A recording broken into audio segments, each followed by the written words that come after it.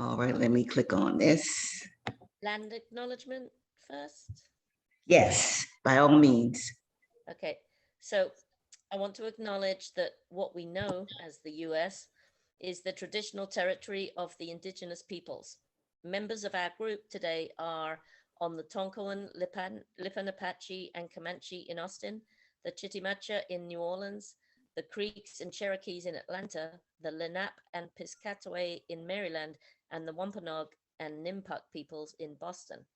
I want to thank their ancestors for being stewards of these lands through the generations and hope that we can continue this stewardship in the future. Thank you so much. So once again, everybody, good morning. I'm Marion in New Orleans, and I'm going to be your facilitator for this morning. And I would like to begin by having everyone introduce themselves. According to the order on my screen, we may not have the same lineup, but I'm going to go according to what I have in front of me. So that being said, we'll introduce ourselves first, and then I'll read the mission statement. Feel free to take about 5-6 seconds to say your name, where you're from, or anything else that'll give us a clue as to your identity, even though we have a visual perspective. So as I said a couple of seconds ago, I'm Marion. I'm in New Orleans, starting with Phyllis. Good morning, I'm Phyllis. I'm in New Orleans as well, and I've been part of Erace since 2008.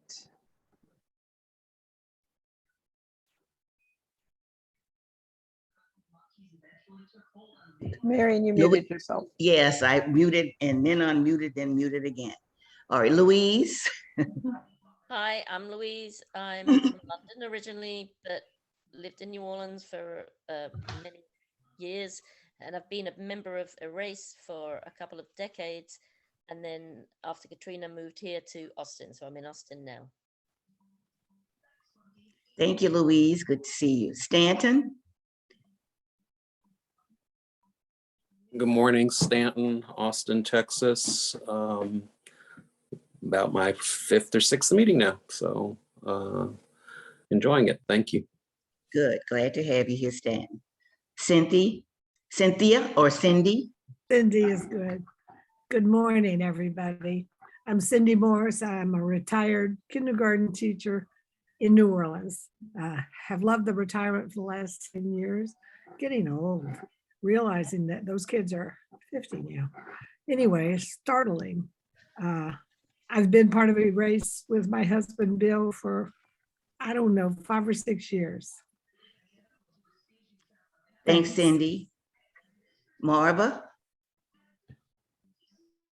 Good morning. My name is Marva. I've been attending Erace post-Katrina, and I'm a retired RN of 43 years. I take my hat off to those that's serving us in the medical field. At this time, I couldn't do it. Thank you. Thank you, Marva. Thanks for sharing. Jenny? I'm Jenny in Austin and have been coming to Erace for about 6 months. Glad to see you this morning. Joe? Good morning, everyone. I'm Joe Jensen, and I'm also in Austin, Texas, and I joined Erace just a couple of months ago and am becoming gradually enlightened. Glad to have you this morning. Thank you. Bill?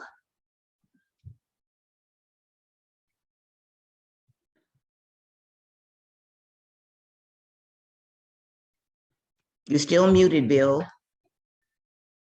The button, I had to move the screen. I'm Bill Okay. Ives, and I'm coming to Erace with my wife, Cindy Morris, for 5 or 6 years, and I learned something every time. look forward to this good discussion. Thank you so much for sharing, Bill. Glad to see you this morning. Larry? I am Larry. I started with Erace way back in the mid-90s, and happy to be here today. Glad to see you. Cheryl? Good morning, everyone. Here I am in New Orleans, Louisiana, and I started coming right before Katrina, and started joining when you went Zoom recently. And thank you for this really interesting subject today, Marian. And I'll be probably leaving a little early because it's a work day. Thank you. Okay. Thanks for sharing, Cheryl. Marla? Good morning. My name's Marla. I have been coming to Erace for, I guess, a little over a year, and I'm happy to be here after being away for a couple weeks. Glad to see everyone. Glad you're here, Marla. Glenn?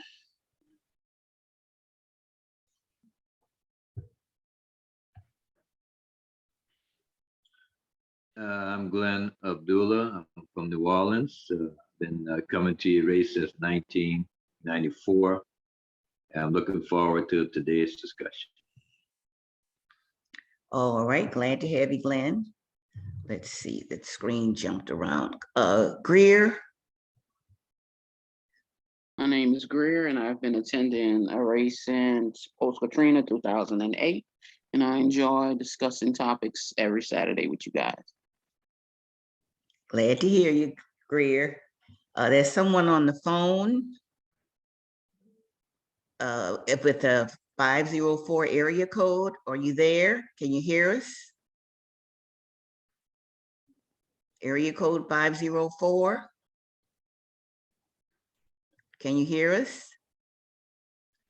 All right. We'll move along. As I said, did I miss anybody? Because my screen jumped around. I got everybody? Okay.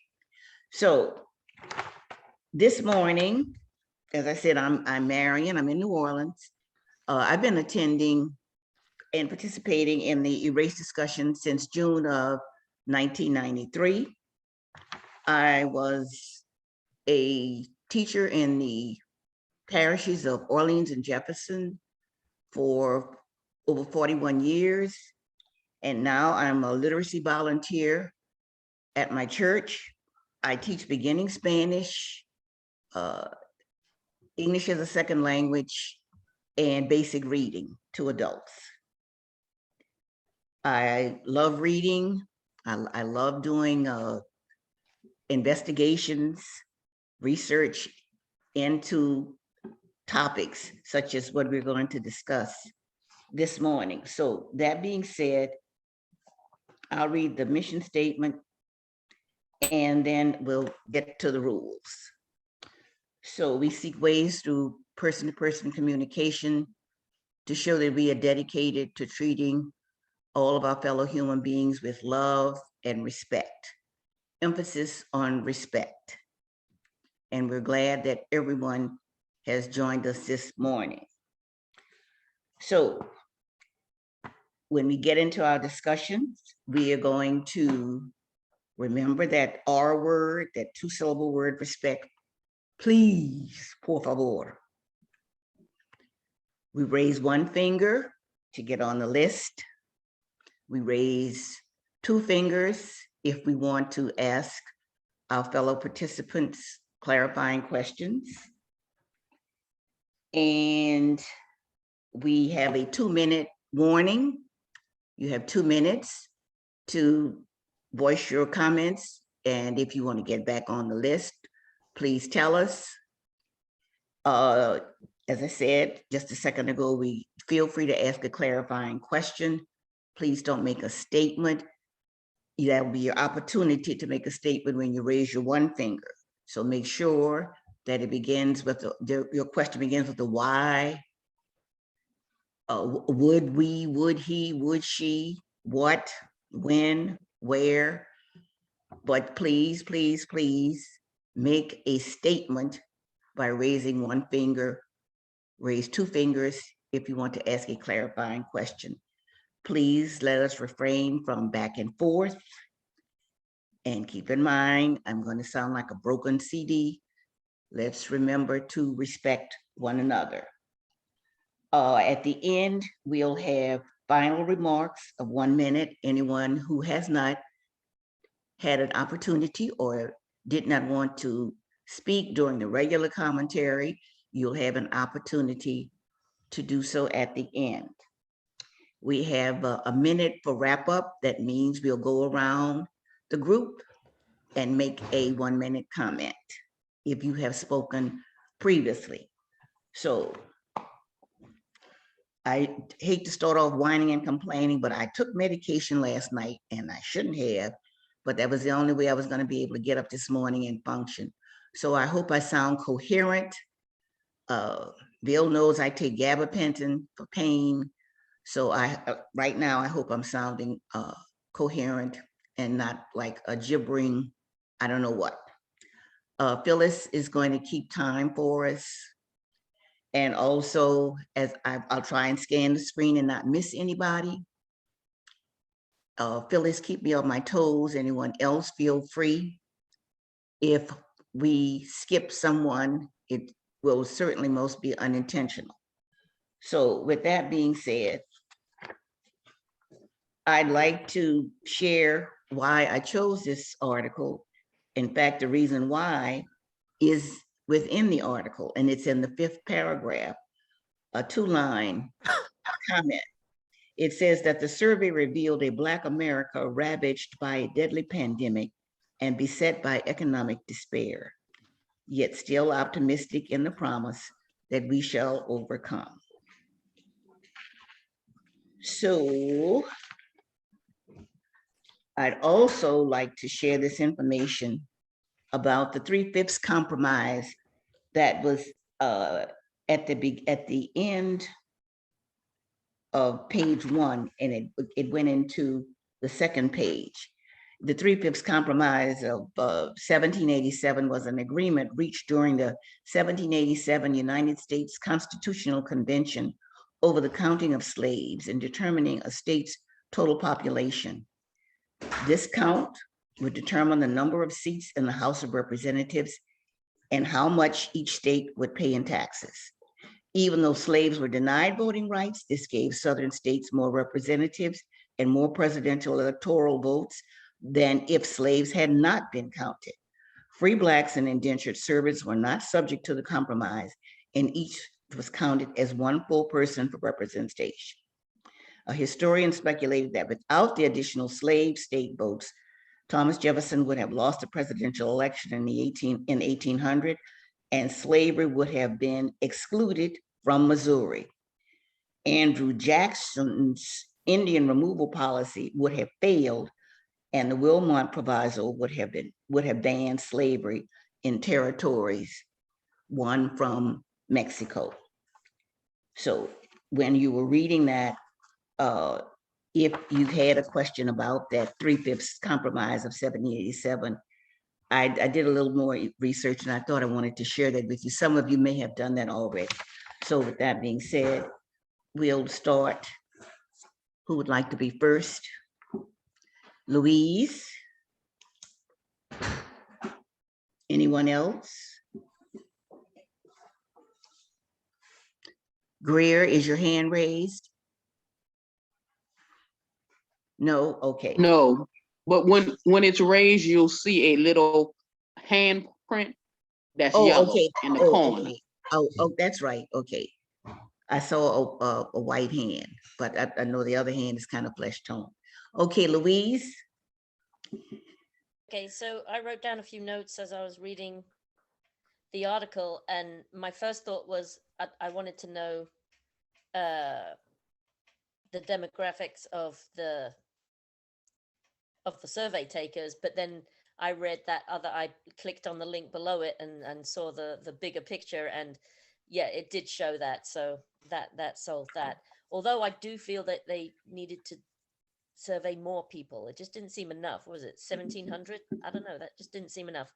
And then my other comment was I actually wrote duh, because of course whites have a different opinion in the disparities, and I think there lies the problem with racism today, that white people just don't get it, and they don't see it, and they don't think it's a problem. So that was like an obvious thing there. The other thing that I thought was interesting to me was 47% of people of color said it was nothing to do with race. The professional opportunities was nothing to do with race, and 41% said it did affect them. So I thought that was a bit odd. Very high percentage that said it was not to do with race. Am I wrong? Did I misread that? I just thought that was a bit strange. That was pretty much, that was all my takeaway from it. And I think the biggest point was, yes, the fact that white people think that there is no disparity there. You know, I thought that was strange too. Yeah. I forgot to tell you all at the beginning of my comments, the guy in the picture in the article who wrote this article with Treese Edney Wire is the former mayor. Yeah, of Mayor New Mark Orleans. Morial. Mark Morial, yes. Okay, Bill?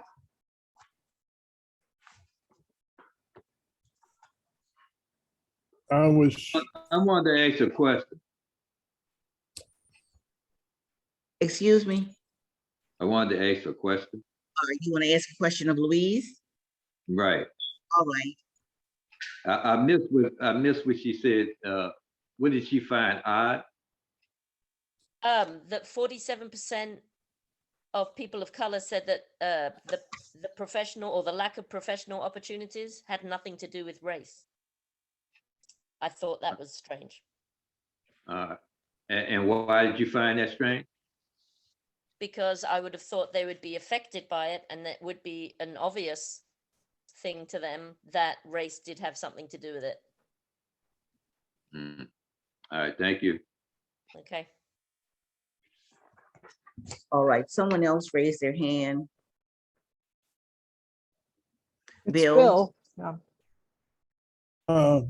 I was struck by and saddened by this article, particularly one thing. It says the real promise of equity, I'm reading now, the real promise of equity is yet to be fulfilled. The young Blacks are going frustrated with the rate of change. I read an article recently. We've had a spike in carjackings in our city. And there was an article about, well, what's the motivation behind this? And they pointed out that you would suspect these carjackers would be selling their cars, stolen cars, to chop shops for money. But the motivation doesn't seem to be earning money. It just seems to be for the thrill of it. That the carjackers, who are mostly young Black men, are just stealing the cars so they can have it's kind of a joyride and to gain status amongst their peers. And the cars are almost always recovered, not sold to chop shops, but recovered on the street somewhere. They raided one of the apartments of suspected carjackers, and they had a whole drawer full of keys, which they suspected were being treated as souvenirs. And they steal cars to impress their girlfriends. And that's very sad, because these are people who don't see any opportunity for themselves, and they just do this for fun. And that's a sad commentary on our society that sets up the conditions for this to occur. So. All right, thank you, Bill. A very, very sad and tragic outcome resulted. Some of you that live out of the state may have heard about it, but those of us within the state heard about it. Of carjacking ended in the death, a very tragic, heinous, horrible death of a 73-year-old woman here in the city of New Orleans. It was very, very tragic. Or did I miss anyone? Glenn has his hand up. All right, Glenn.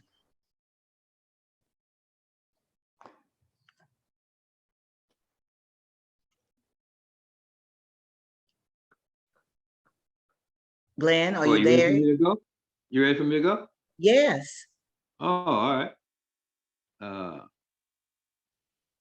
Well, the reason I asked Louise that question, why does she find that so strange? You know, because you know, most white people think that that we can't do anything for ourselves, that we can't we're not in charge of our destiny. It depends on the good graces of white people. So that's you know, that's typical of how white people think about conditions. But you know, Black Wall Street that they were talking about, they didn't depend on the good graces of white people back there in Jim Crow days. They didn't depend on the good graces of white people, and they became rich because they had a market. They had a market. They had the African American market.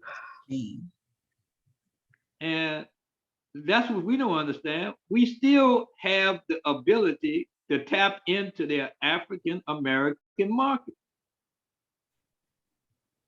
which spent $1 trillion a year.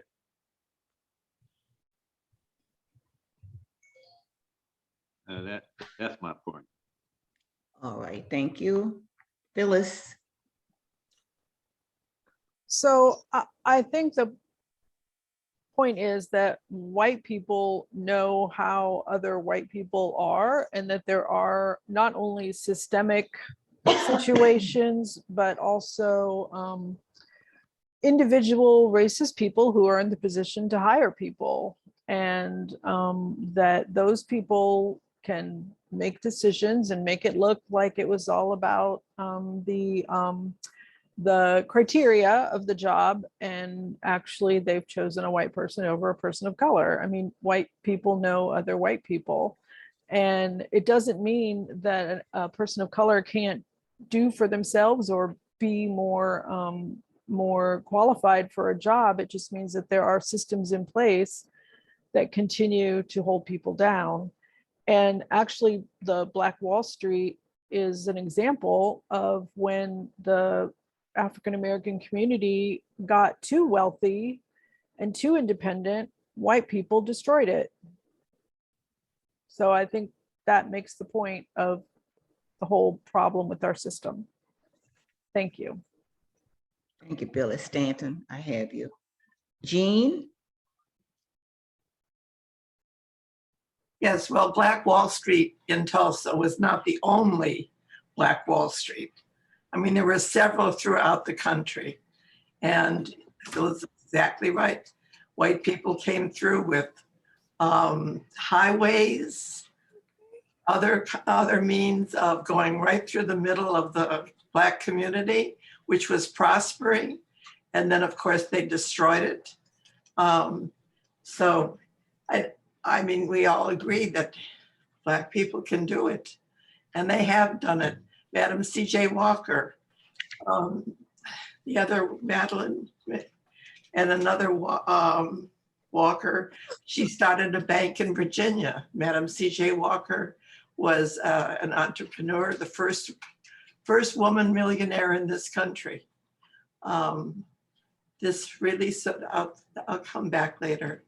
Because it reminded me of my background, my family, and where we came from, and how we survived. But it was not as easy for other families who are people of color. So thank you. It's a stimulating but saddened article. Thank you, Jean.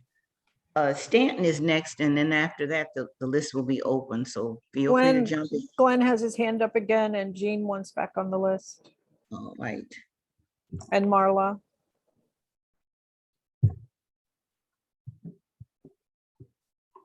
Stanton? And Yeah. Greer. Sorry.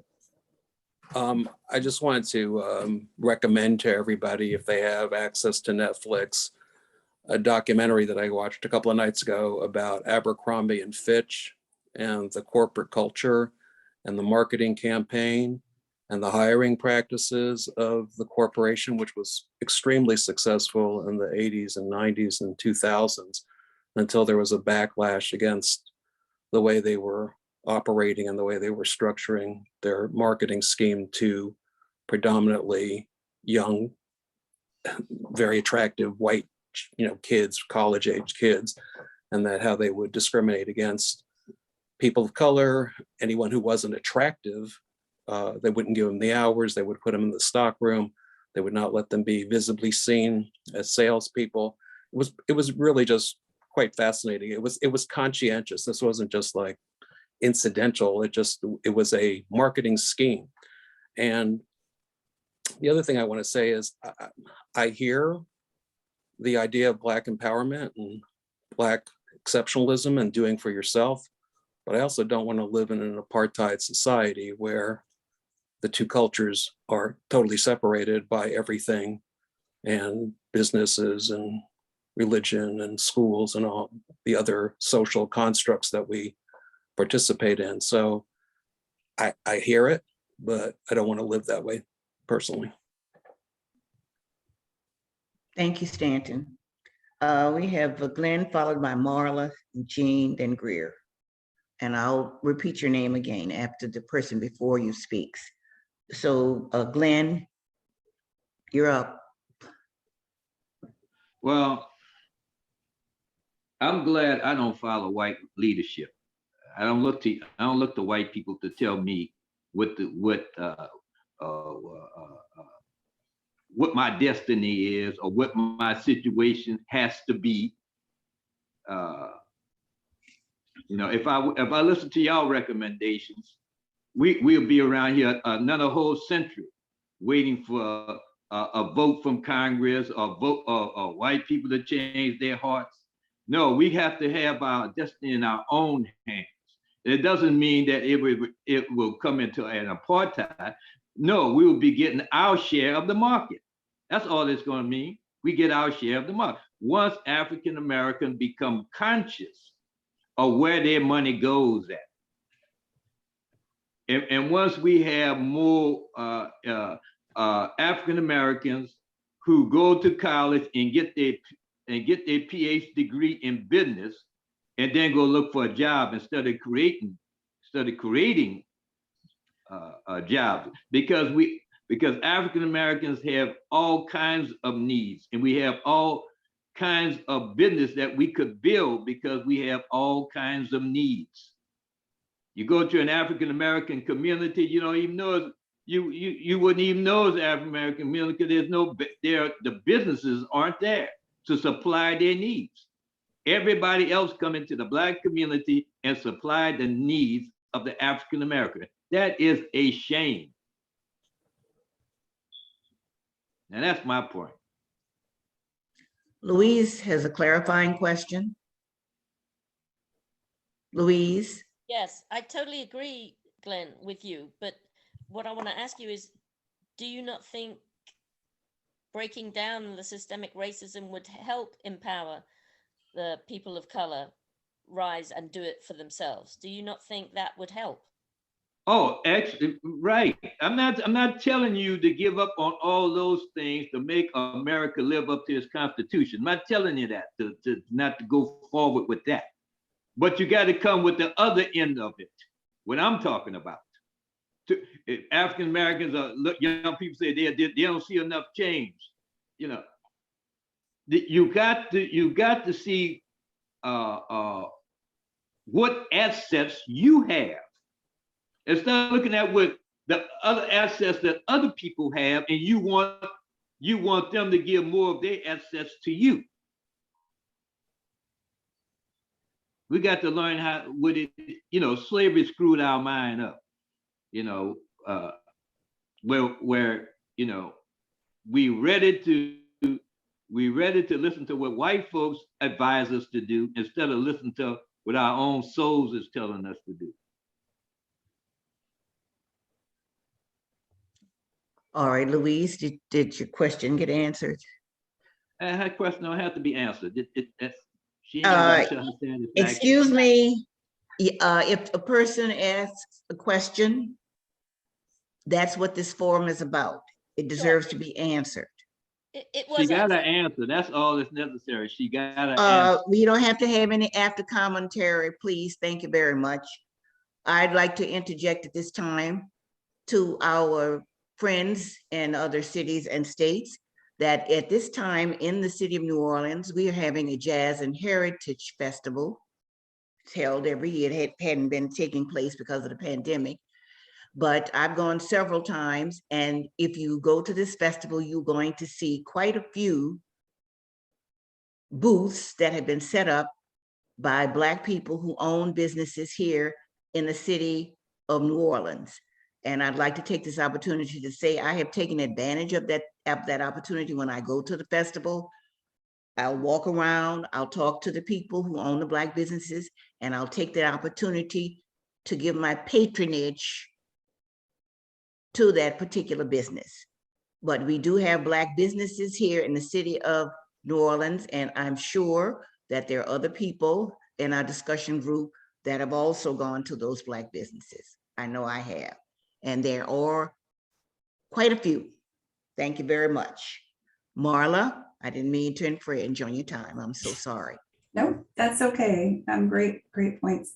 I just wanted to add in the article, where it says 71% of white people agreed with the statement, wealth inequality between Black and white Americans can be overcome, but it's up to individual people to change their circumstances. That would mean then, I guess you could deduce that 29% of white people really do think that there is an issue and that wealth inequality can be overcome, but it's, perhaps more of a community issue, or also, community responsibility, the responsibility of white people to break down the system of white supremacy.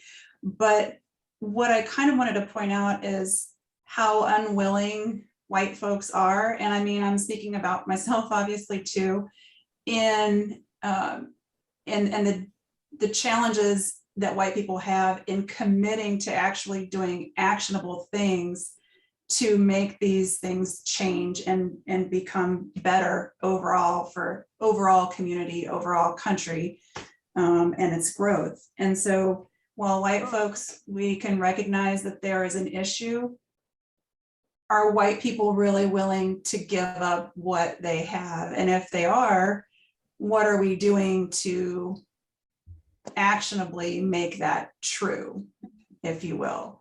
And I mean, I'll say personally for me, doing daily work in this area, you have to commit to it. You have to consciously commit to doing the work to the anti-racism work. I mean, it's something that is a conscious commitment, and I don't know that all white people. I mean, I know they're not all willing to do it. How do we convince, if you really think that there is a problem, you recognize that there is, what are you going to do to end the apathy to make the change? That's all. Thank you, Marla. We have Jean, followed by Greer, then Jenny. So Jean. I'm going to pass, Marion. You can go ahead with Greer. I'll come back later. Oh, all right. Thank I put you. a check mark next to your name because I thought you were going to speak. Okay. I know I did, but then I changed my mind. Change your mind. Okay. All right. Feel free. Okay. Greer. Also, I agree with my Uncle Glenn, but also to answer Louise's question, I think sometimes we do with like affirmative action. We do people's hard work a disservice by not taking that in account. I remember when I entered school for my profession, and when I was going to college, I was going to a predominantly white institution. And I'm a nurse. I've been a nurse for 24 years. And I'm walking down the hallway, and I don't know who this lady is, and she approaches me. And she goes, "Well, how you doing, Greer?" And I go, "Well, how you doing?" I have no idea who she is, and I'm walking with some friends that I met while I'm in school. And she was like, "Well, I'm looking forward to seeing you next semester." I said, "Well, I look forward to being seen." Now, what that showed me was this woman knew who I was when I had no idea who she was, which meant she had in my folder to know who I was, what my grades were, and everything, to say that she's going to be looking forward to seeing me. So when I finally got into my core courses and I entered nursing school, she actually was the dean. So she walked into the classroom, and I really appreciated what she did in terms of going, everyone here deserves to be here, because it only required a 2.7 per the curriculum to apply for the school. But because I was one of 3 students who were African American. And she said, everybody here deserves to be here.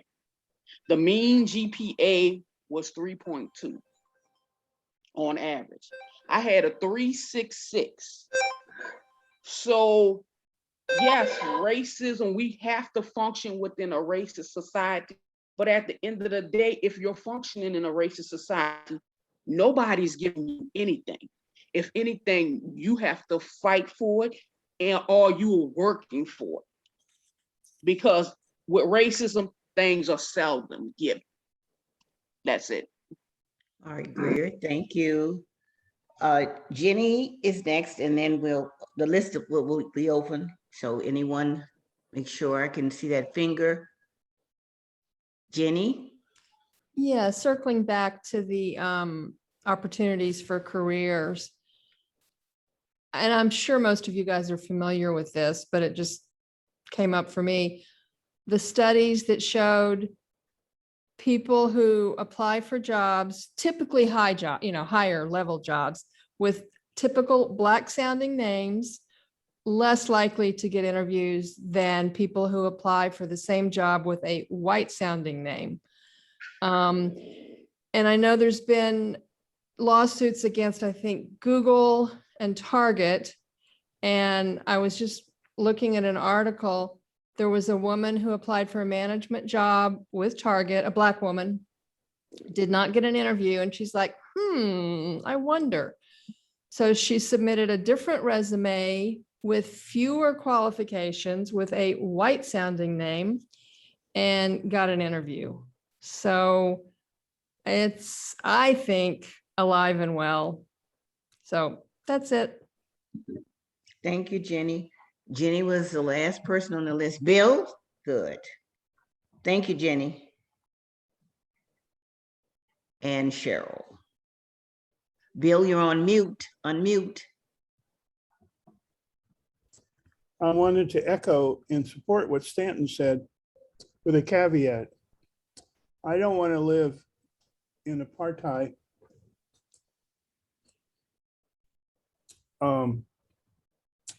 But I also am not presumptuous enough. My white privilege is not presumptuous enough to think that all Black people want to be my friend. That's their choice. But when I was in high school, I had grown up in segregated schools in New Orleans and Texas. When I was in high school, I went to high school in Syracuse, New York, and it was integrated. It probably never been segregated. And there was a Black community in downtown Syracuse. It was very prosperous, but they built an interstate right through it, like a mini cities dividing that area. And the kids that lived in that neighborhood were bused to my high school because they had busing. They had 2 times of busing. There were kids from a more working class, white ethnic neighborhood, Italians, Polish, that were bused to my neighborhood too, my high school too. And in the cafeteria, there was no apparent animosity between the whites and the black students. But in the cafeteria, the black students all sat together separately. And I never, and maybe I wasn't bold enough, I never had the opportunity to have many conversations with black students except in PE and doing sports. And then I would have conversations. So that was a step in the right direction, but it didn't go far enough. I think we need to encourage meaningful interactions between the races, but not assume that Black people are just waiting to be my friend. That's their choice. So I don't know if I articulated that right, but anyway, thanks. Are Thank you, people Bill. able to hear the alarm when it goes off? Anybody? Marion, can you hear it when it I've goes off? heard it. Okay, I've heard it. Yes, loud and clear. thank you. All right, maybe, does everyone understand when you hear that little ding? Well, it's not a ding, it's more like a ringing. Or ring, well, it sounds like a ding to me, maybe There's it's some mine. other ding is happening, but that's different. I don't know what that is. Oh, That's okay. not from my So end. let me ask you this question. So you're saying we'll stop abruptly as soon as we hear the ding? No, it's, well, the bell, it's not, just acknowledge it and wrap up your thought. You don't have to stop in the middle of a word and. That's what I did, but I just turned up my volume so I could hear it better. Thank you, because I just couldn't tell if anybody was hearing it. It wasn't Yeah, to do with you, Bill. The 2 minutes go by very quickly. They do. And when you hear the little ring, you can bring your comment to a conclusion, wind it up. You don't have to say the, and then we don't know what follows the, or and then you stop and you don't know what and what. Just sort of bring it to a little closure, but don't, you have to leave yourself hanging. Okay. All right. I have Cheryl and followed by Stanton. I really appreciate everybody's comments today and all these different perspectives. It's great to hear and be with all of you. I think I may repeat things that I've said before to all of us. I had a friend in California who married a woman who was East Indian. So she was from India. Her mother and father were, I think she was born in the United States, and her daughter then was second generation, and she married this light-haired brunette with blue eyes and light skin. And they had 2 children, and one turned out looking almost identical to the father, but the other one looked like the mother. And the father one day was helping her as she was applying for jobs after college, and he noticed that she put down that she was Black. And he said, "Why would you put that down?" Which was just the wildest, because she's dark-skinned. And she said, "Because, Dad, I'm tired of showing up with this name that you gave me and then having people treat me poorly because they thought someone white was going to come in. So it's better to get that down right off the bat." And then also schooling. And I think of like the Native American pledge of like, we came here to make this a better place. If we would all of us of every color, engage, I think what I'm hearing is more in social engagement of making this a better place for everyone, maybe things would be better. Because from personal experience, I know a person that I lived with, his son went through Black high school here, went to Southern, SUNO in Baton Rouge, and then tried to compete in the world with that education, and it was not the same. So there's just so much injustice, and I don't disagree with Glenn at all, but I think it's going to take all of us together if we wanted to, break the context that seems to hold everyone back. Thank you for letting me speak. All right, perfect timing, Cheryl. Thank you, Cheryl. Stanton, and the list will be open after Stanton speaks. Yeah, I think I said this last week. It's not about handouts. I don't think that's what people are looking for or asking for. I think it's about not having systemic roadblocks put up. And it's an equity issue. It's a justice issue. It's the kind of thing that if my effort is equal to your effort, they should be the same effort and not one having to go through more hoops and hurdles and rigmarole because of who they are, who they love, what religion they have, what color they are. It's a question of obstacles that are placed by a bureaucracy or by a social framework that I find objectionable. And it doesn't mean people can't overcome those hurdles or roadblocks, but it's back to that's just not what society should strive for. It should be a just and equitable society. It may sound totally naive, it may sound impossible, but to me, that's the goal. Thanks. All right, thank you, Stanton. The list is open. Louise?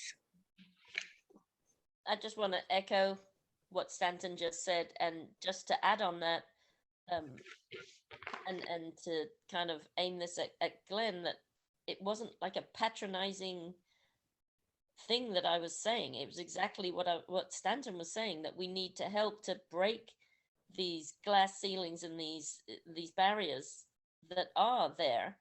You know, it's not like, yes, we'll help you. Yeah, I mean, not in a patronizing way. It's wrong for, and as Stanton said, your sexual orientation, you know, your religious beliefs. It's for every injustice that happens. So I just want to reiterate that. That was it. Thank you, Louise. Larry, did you have one finger or two fingers up? I had one. Yeah. One. Okay. You're next. Okay, thank you. You know, the article talked about the complexities of Black pride and Black pain. But I think we have a long ways to go in America, but I think we're missing the mark. Because, you know, last week, something was mentioned about men like Marcus Garvey and some others who sought the separate route. Others who think that Blacks could just go into the southern states and carve out a few states and become a nation. There were others like Martin Luther King and the crux of the civil rights movement that sought to betray man's inhumanity against man. And when you look at the bottom line, even as we look at race and racism, you know, racism is rooted in the control of economics, political, and military power. I mean, with those three things, Africans were able to be subjected to the enslavers. And when we talk about control of those three things, economics, military, and political, sometimes we miss the mark because Blacks sometimes strive to think that they have to measure up to a certain standards. And whatever those with power have, sometimes Blacks have been indoctrinated to believe that that's where they've got to strive to. Not knowing that happiness is not always in money and the things that we possess in this world.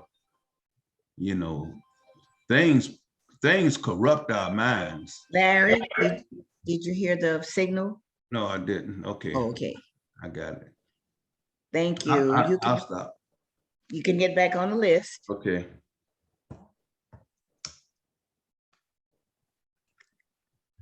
Oh, let's see. In fact, the list is open. Jean, you took yourself off. Did you want to get back on at this time? No, I could I guess I'm a graduate of Howard University School of Law. And many of my classmates, I of course was a small minority there. And my classmates went out into the world and they've done some wonderful things and they've been involved, you know, they're judges, they're in Congress. And I've always tried to, well, for several years, ever since I became aware of redlining, I've tried to make sure that I go to Black businesses, and I do that, and I have several, you know, opportunities to in my area, because we're predominantly a minority. So I have many opportunities to go to Black businesses and other people of color. I don't know what the answer is, and I do think racism is a blockage for many Black people. When I think of the corporate world that I was in as a tax lawyer, and you know, where did you see the Black people, primarily Black women, in the administrative positions?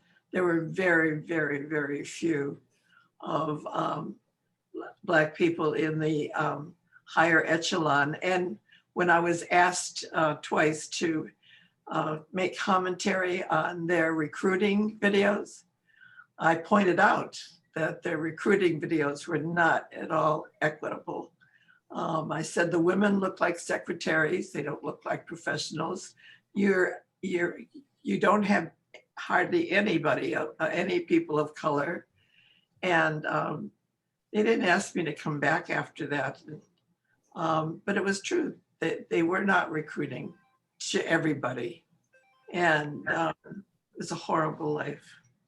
Anyway, I look forward to the day when I'll be long gone, that we're a better species on Earth.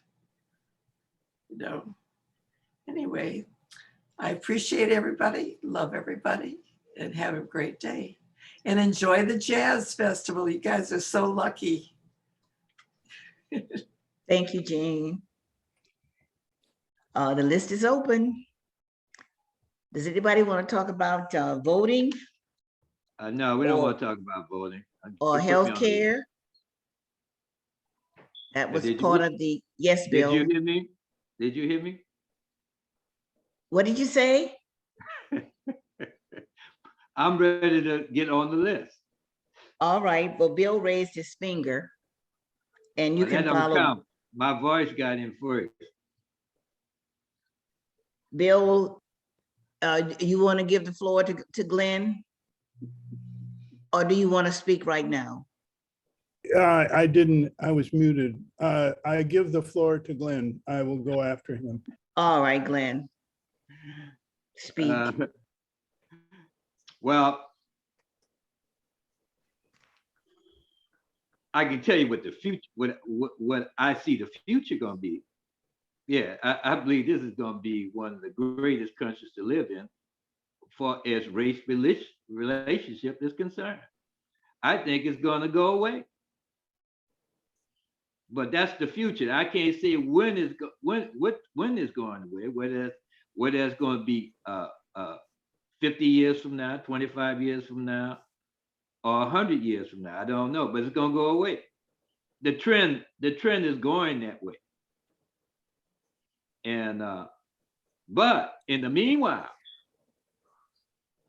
when it comes to economics and parity, African Americans cannot sit on the bench. You know, we got to do like every other race in America is doing, compete economically. Yeah, you see the Hispanics in New Orleans. They came to a lot of Hispanics came to New Orleans after that flood at the Katrina happened.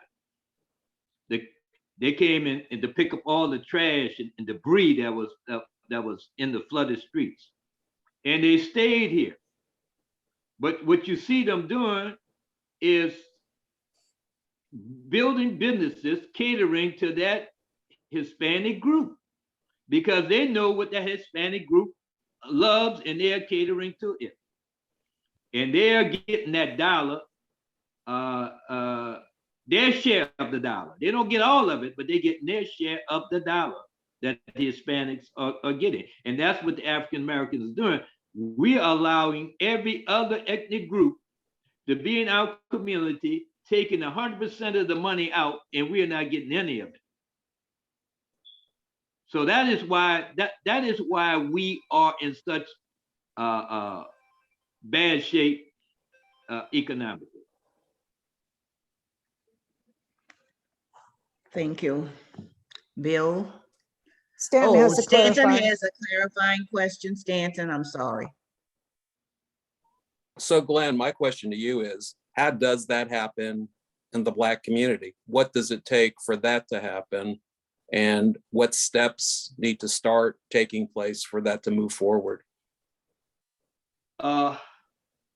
We have to become more conscious of a race, of economics, understanding what's coming in and what's going out. How much, other communities realize what goes out their community and what's not coming into their community.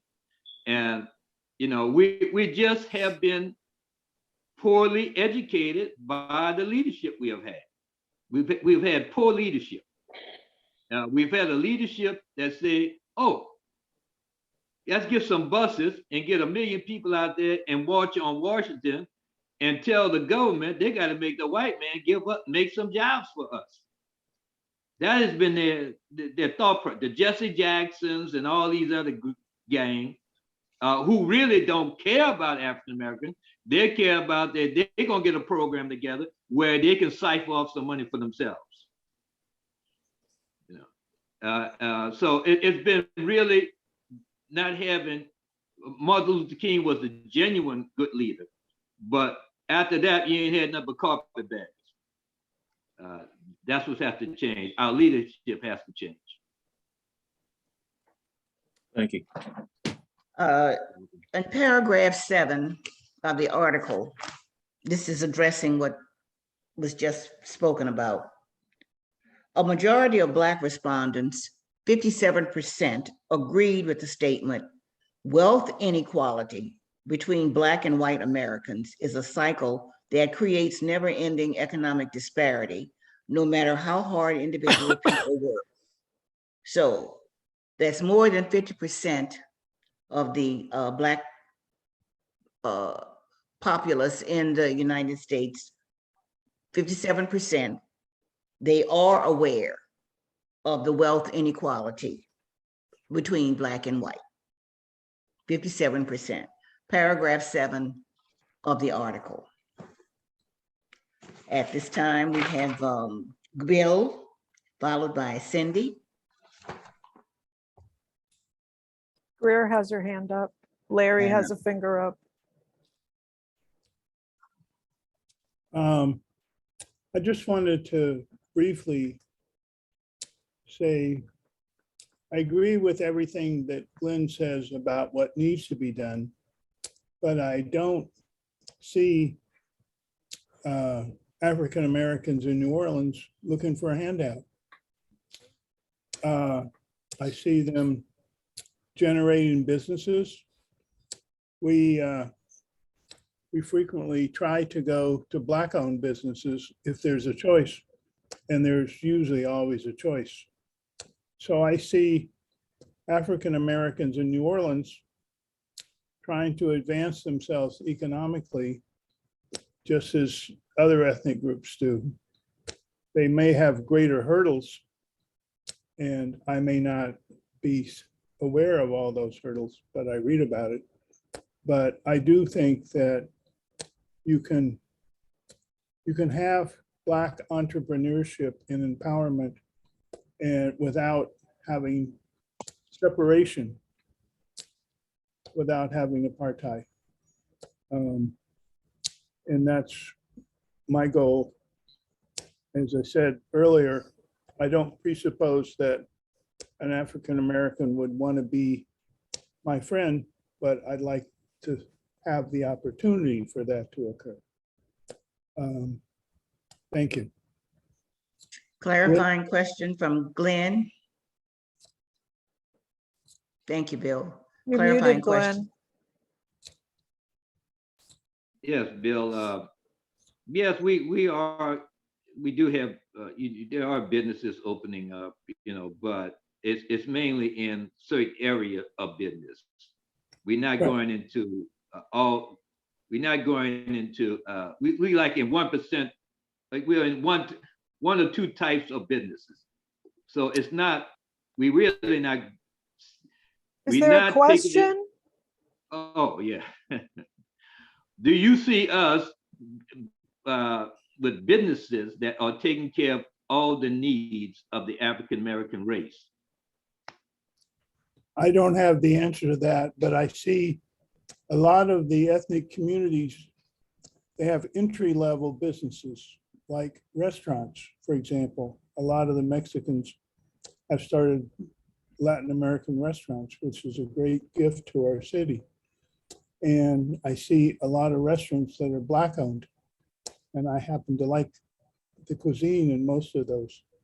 So I think, yes, it's not across the board and it needs to be, but I see African Americans like other, they're not entering into this country. They've been here for hundreds of years, but they're trying to enter into the economy. And they start with other certain types. I agree with you on that statement. But it needs to go further. There are Black-owned banks, for example, in New Orleans.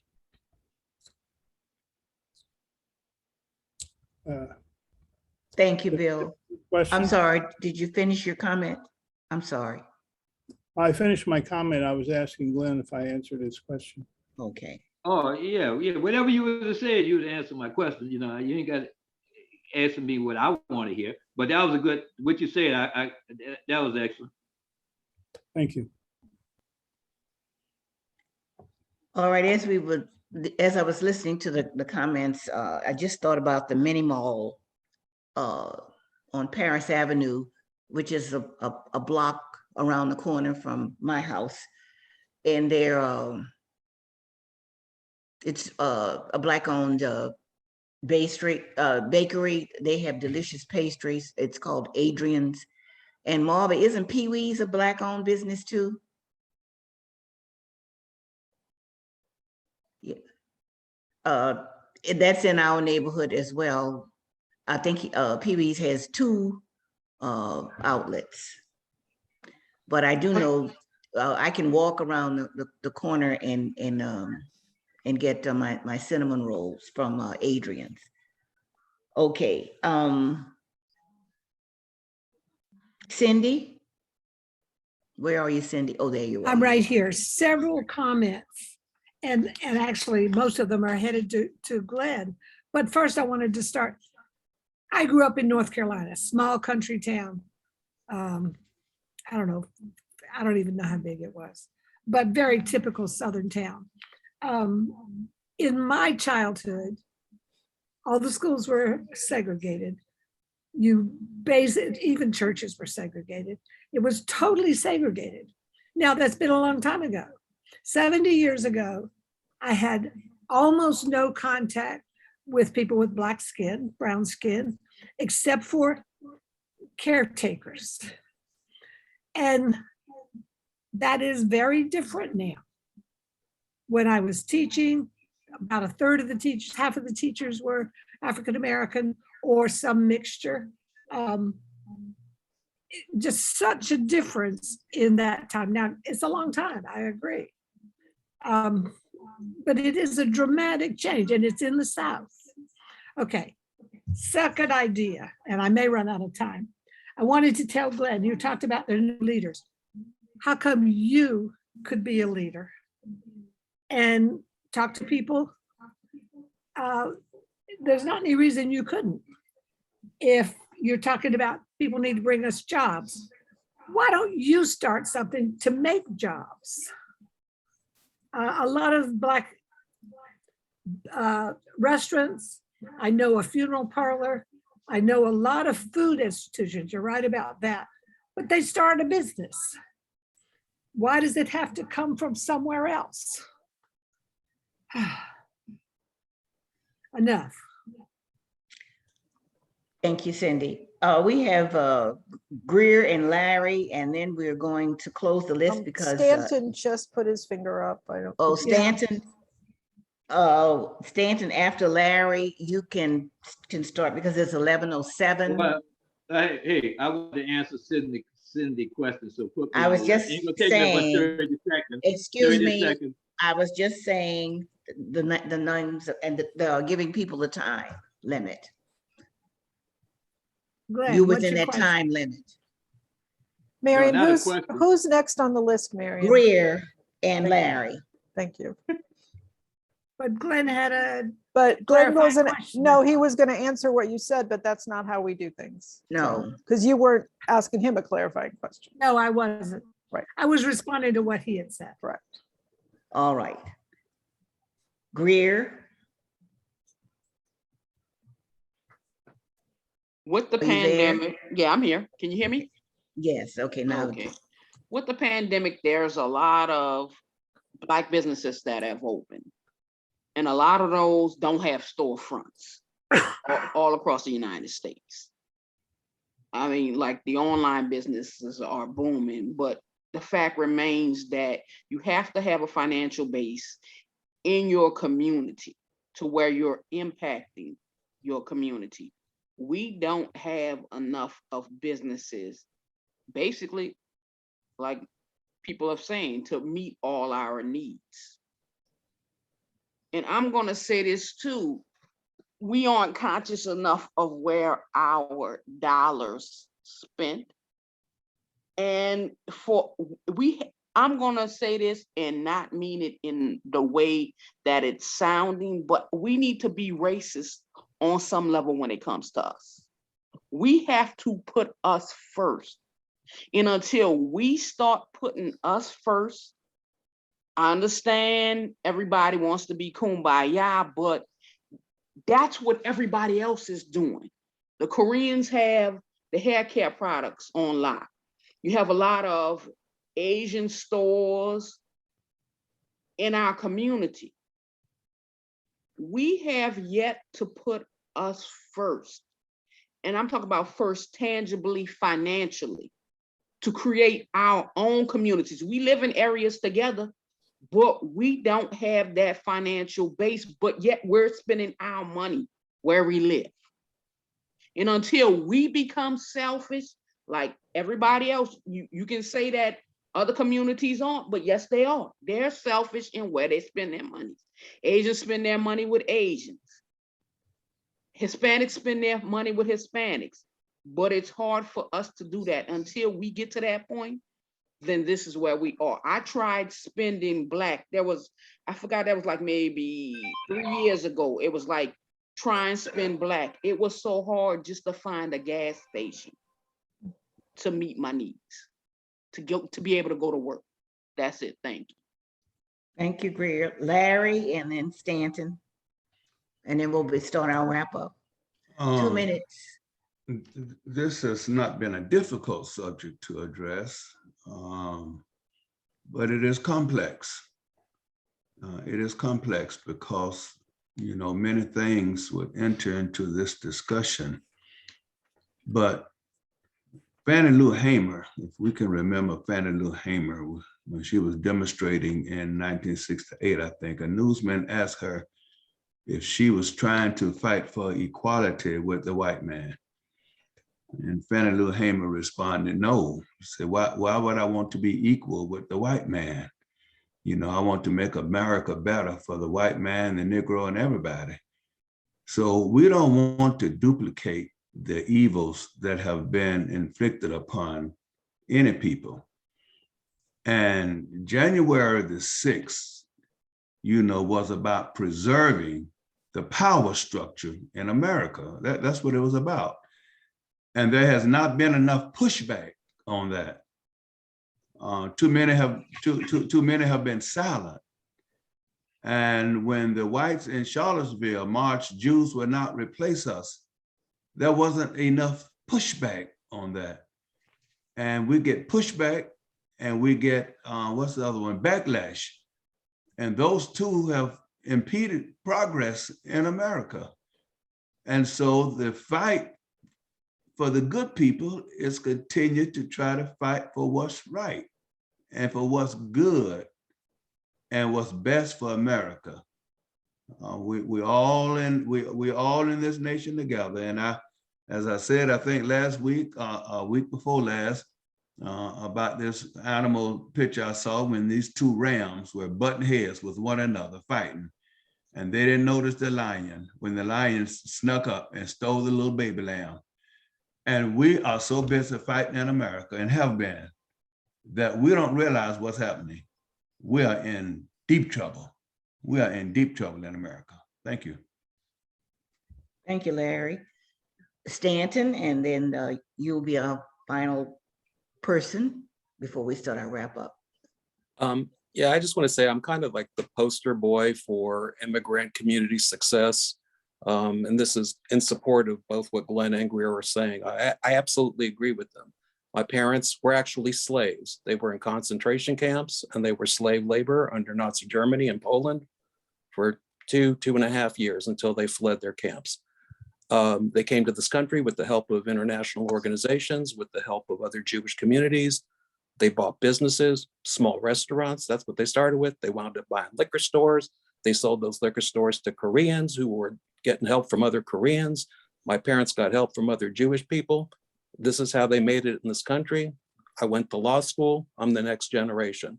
So I absolutely agree with the concept of self-help. But there can be parallel tracks too, where, again, you don't necessarily want the handout, you just want the impediment taken away. And the Black community, yes, it needs to empower itself, it needs to support itself, it needs to loan itself money and build businesses and get their kids, into professional careers, and it's called generational success. So yeah, I am full agreement with both of them. That's it. Thank you, Stanton. At this time, all right, I was just scanning the list. The only person that didn't speak was Phyllis and Joe. No, Joe and Marva, I spoke.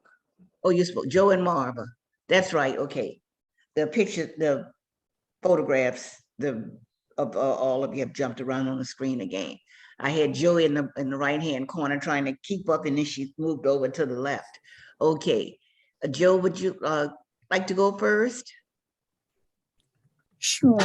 Boy, this has been such an interesting discussion, and at the risk of just sounding like, oh, I just agree with everybody, there's so many things positive to be lifted out of this conversation, regardless of who was speaking.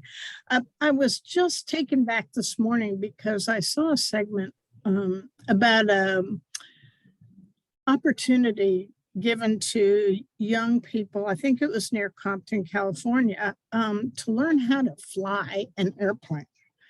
And it came out of this whole concept arose out of the fact that there's so few people of color who are pilots. I think it's like 1% is, and so this Black man who is a pilot, a commercial pilot, decided to start an organization because learning to fly, flight lessons are very expensive. But I was so touched by the fact that he had 40 young people in this class, most of which were African-American. They were a few young people, a few young women, but a lot of young men. And they ranged from kids of like 10 or 11 up to around 18. And the reason I bring this up is that, yes, I do agree that people of color have to rise up and do things, and this man did. But I also think what I keep hearing when I watch these programs is young people saying, I thought I could do it when I saw someone who looked like me doing it. And when we see someone who looks like us doing something, I can even remember as a young woman seeing women who were successful in business and thinking, well, gosh, maybe women don't have to be teachers or secretaries. So I think opportunity is important. And sometimes, as maybe Bill, I'm not sure who said it, but maybe Stanton, that removing the impediments is often enough. And what I worry about right now is what I saw when I saw Barack Obama win an election, not once but twice. I want everyone who voted then to vote now, because what's happening in this country is very scary. We are going backwards, and all the help and all the motivation we have could dwindle just before our eyes if we don't vote. If we don't vote these crazy people out, we've got to do that first and foremost. Okay, I'm done. Thank you. Thanks for listening. Thank you, Joe. Marva? Thank you, first of all, for the article, Marion. And I enjoyed listening to everyone's input. I was born at a fortunate time to watch and experience segregation, integration, the first Black president, and so much accomplishments that I'm hopeful for the future. Is maybe moving slow, but I'm hopeful we will get there. And all of your input and discussion make me hopeful. There's the slow moving train to equalization between all races, and I'm positive we will get there. Thank you. Thank you, Marva. All right, we'll have a 1-minute commentary from each of you, starting with, excuse me, with Greer. I'm gonna start at the bottom and work my way up to the top. Greer. It was a great discussion. Yes, there are impediments, definitely. Have we gotten our full citizenship and rights? You change laws, but you don't change hearts and minds. And this is a holdover from slavery. What we're experiencing as African Americans in America. But at the same time, we've still pushed forward, even though we're fighting that fight. Black women are one of the most educated sex in this country. So yes, we've made progress, but what we should have full access to, we don't. And that's the problem. Thank you. Thank you, Greer. Cheryl? Hello. Hi. Thank you, everyone, for the great conversation. I appreciate everybody's comments, and a very good article, Marion. Thank you. You're very welcome. Thank you. Louise? I have nothing else really to add. It was good. And I think it just, pinpoints again that there is a problem that we need to address. Thank you, Louise. Larry?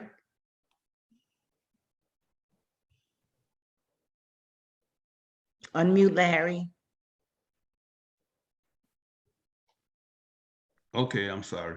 Most That's of the okay. articles that we deal with at Erace are usually from a Black perspective, as seen through Black lens, and therefore we become reactionary to Black feelings. But I would like to see some articles and discussions dealing with how America is seen through the eyes of people, like the January the 6th group, and others who may have a different perspective, so that we could really get a broad range of discussions and tap into everybody's mind. Most times we just tap into Black people's minds and how Black people are thinking, what Black people need to do. But we also need to tap into what white people need to do. Thank you. Larry, did I understand you say we need some of the people who participated in the January 6th insurrection to speak? No, I said we need to have articles that's dealing with their mindset. Because most of the articles we have deal with Black people's mindset. Oh, I think we did do that. Yeah, okay. I think we did do that. I have a whole series of articles that we've done, and one on the other table across the room, and I don't want to get up and interrupt the flow. So maybe next time. Thank you, Larry. Marla? I don't really have anything else to add either. I've appreciated all of the different perspectives. I'll just close with the fact that I still, I vacillate between hopeful and gravely concerned about the future of our country. And I still inherently believe in community and the power of community in facilitating change. That's it. All right, thank you, Marla. Bill? I agree with what Larry said, both what he just said, but also earlier when he said it's a complex issue. And it seems that we've talked about a number of other ethnic groups like Hispanics who have moved up into the mainstream. And it seems like many African Americans are trying to do the same thing, and some succeed, but it seems like the impediments are greater for African Americans than they are for Hispanics and Italians and Jews. And maybe that's because of the centuries and centuries of oppression and enslavement and Jim Crow and all those things. So it's a lot to overcome. Marion, thanks for the article. It was very illuminating. And thanks for the discussion. Thank you, Bill. You're welcome. Jean? Well, thank you again, everyone, for your input. And it was illuminating, thought-provoking as usual. And I applaud Marva's optimism. It's just beautiful. And everybody get out and vote. I know we all will vote. Encourage all your friends to get out and vote.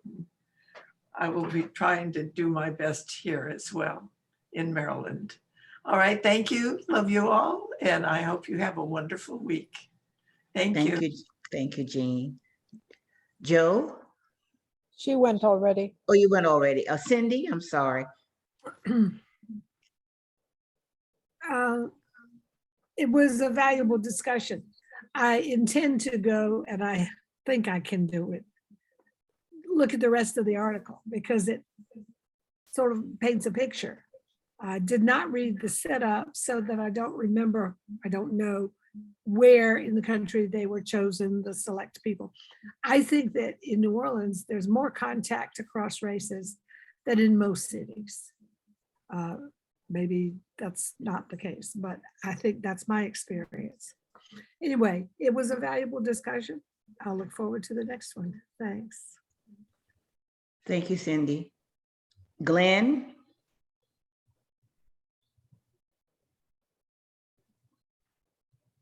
Well, Cindy, to answer your question, why don't I become a leader and lead people in the direction that I've been talking about? I've been coming on racist meetings for, since '94.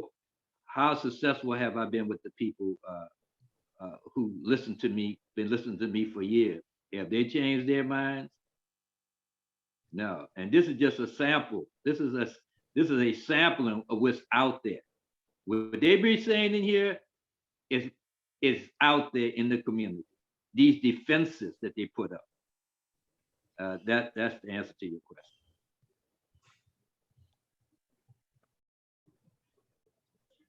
All right, thank you. Is there anyone that I missed? Yes, Phyllis.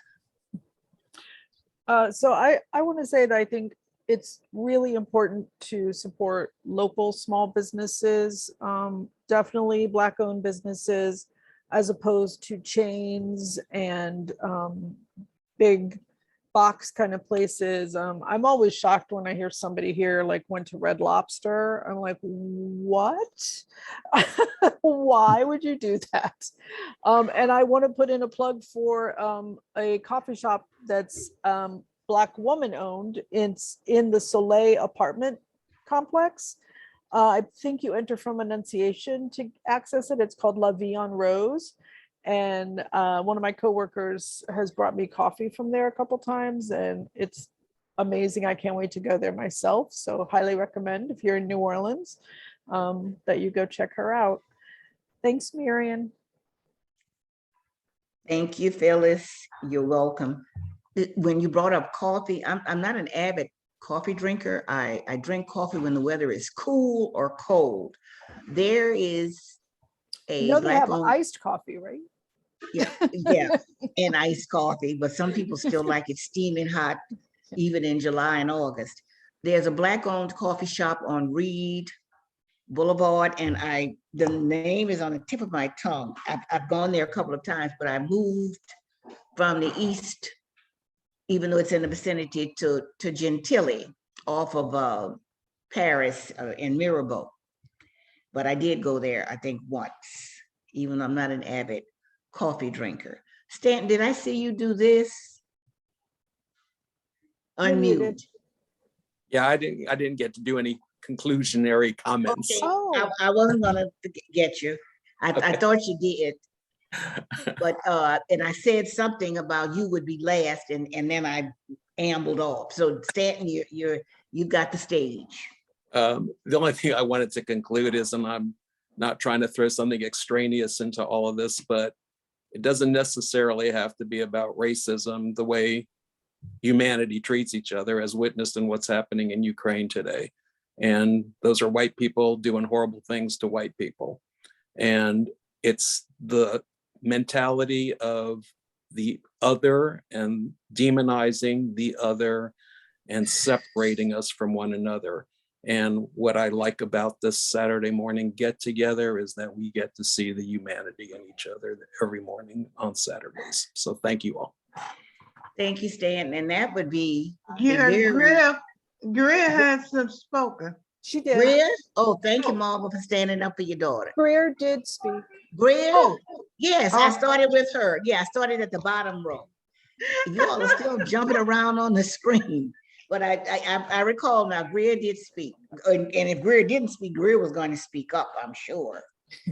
And I've lost my thought. But anyway, Stanton, there was something of I don't know if it was you or Glenn, but we have addressed other our racial or ethnic groups since I've been participating in these discussions. We've focused on concerns in the Asian population, the Hispanic, and one that always hits a raw nerve with me is the Native American culture and the people and immigrants from Mexico.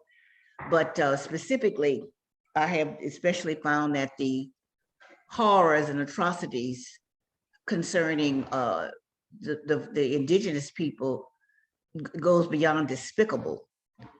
And I've gotten on my soapbox about that. I said, thinking about how these people were here first, then the people that came after, they helped them, and then they stabbed them in the back, put them on reservations. And one of my co-workers' husband was a Cherokee, is a Cherokee.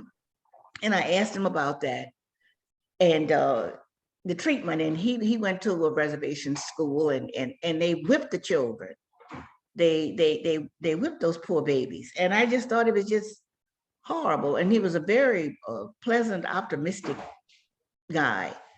And he said, well, Marion, it was something we endured, and we rose above it. But that has always been one of my things at the top of my ladder, concerning how we mistreat and abuse and disrespect one another when we're all human beings. I think Louise said that. And I had a discussion with a young woman.